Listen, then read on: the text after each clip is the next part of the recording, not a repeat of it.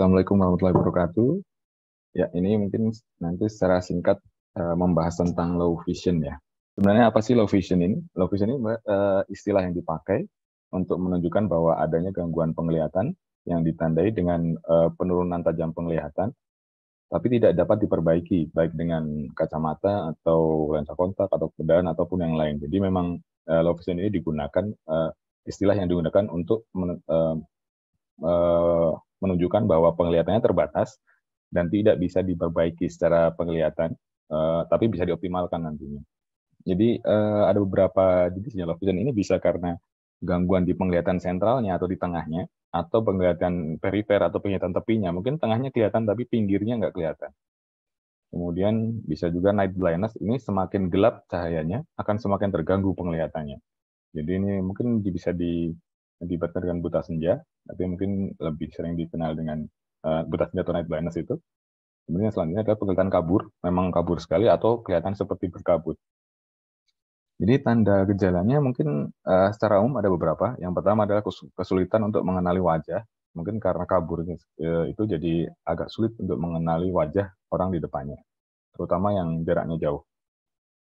Kemudian kesulitan untuk mengukur jarak objek di depannya, seperti tangga, trotoar atau dinding gitu. Jadi untuk kira-kira jaraknya itu agak susah karena bisa jadi karena satu matanya lebih kabur atau memang dua-duanya yang kabur.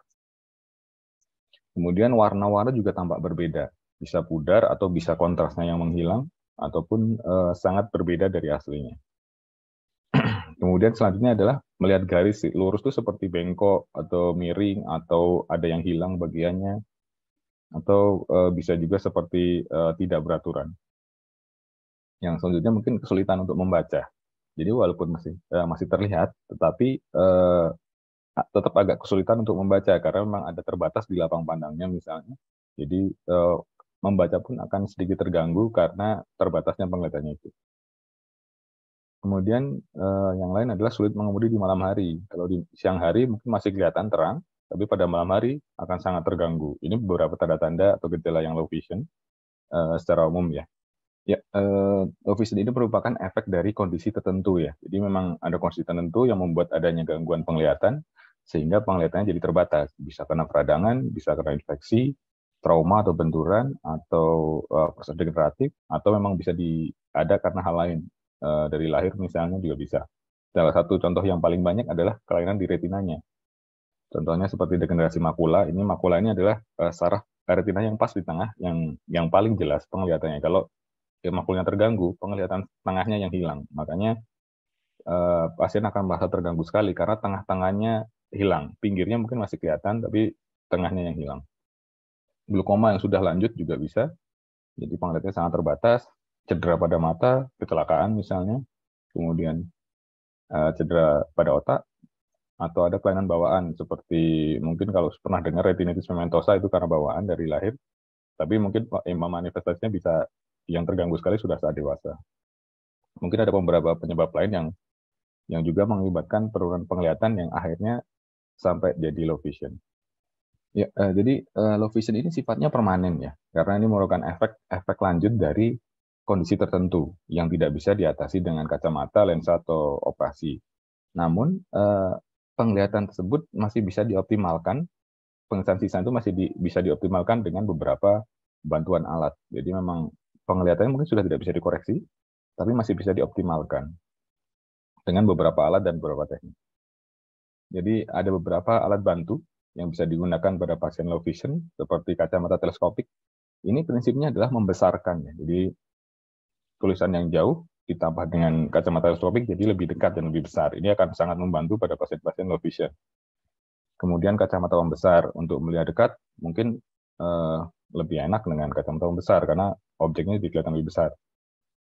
Masih terganggu tapi tetap lebih baik saat kondisinya lebih besar. Kacamata baca dengan lensa prisma misalnya, kemudian ini terutama pada pasien yang bagian tangannya hilang, dengan lensa prisma mungkin sedikit membantu untuk membaca. Lensa pembesar mungkin semacam loop gitu, itu juga untuk membesarkan objek, terutama yang dekat.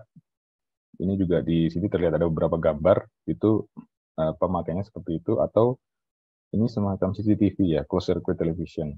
prinsipnya tetap membesarkan juga sih, membesarkan objek. Jadi pada pasien low vision jadi bisa melihat lebih kelihatan, walaupun tetap terbatas tapi lebih besar objeknya, sehingga bisa membantu penglihatannya walaupun tetap terbatas ya. Nanti selain ini juga ada beberapa yang lain. Dari beberapa gambar memang kelihatan ya, ada beberapa baca saja harus pakai kacamata pembesar yang ini jadi membesarkan hurufnya, karena kalau kecil nggak kelihatan. Sudah dibantu dengan kacamata tetap tidak bisa kelihatan, makanya dibantu dengan kacamata pembesar atau lensa pembesar. Contohnya di gambar harus dekat. Alat lain juga ada, kacamata bentuknya ada yang teleskop dan beberapa alat lain. Ya, ini slide.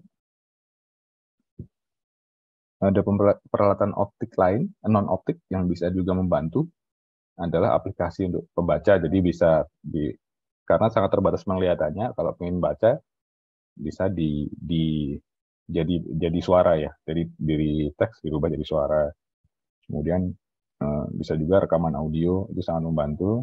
Kemudian bahan cetak atau dokumen itu diperbesar ukurannya. Jadi tanpa alat bantu, tulisan sudah kelihatan lebih besar. Kemudian dengan peralatan lampu yang khusus sehingga meningkatkan kontrasnya dan pencahayaannya sehingga bisa lebih terlihat. Kemudian misalnya dengan HP itu bisa kontrasnya berubah, ditinggikan atau ukuran angkanya diperbesar. Ini juga sangat membantu. Biasanya jaraknya juga akan lebih dekat sekali ke mata untuk bendera low vision. Tujuannya supaya lebih kelihatan. Jadi karena low vision ini sifatnya permanen, jadi yang diusahakan adalah sisa penglihatan yang masih ada masih bisa dioptimalkan. Saya kira mungkin secara singkat seperti itu. Terima kasih. Wassalamualaikum warahmatullahi wabarakatuh.